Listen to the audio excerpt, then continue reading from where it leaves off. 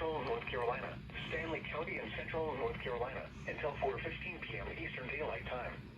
At 3:21 p.m. Eastern Daylight Time, a severe thunderstorm was located 7 miles east of Midland, or 13 miles southwest of Albemarle, moving northeast at 55 miles per hour.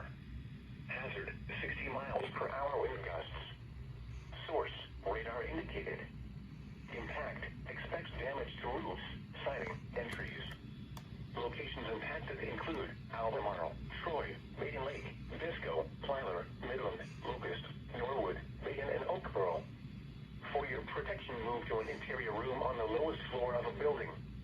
Repeating, a severe thunderstorm warning has been issued until 4:15 p.m. Eastern Daylight Time for the following counties in North Carolina, Montgomery, and Stanley.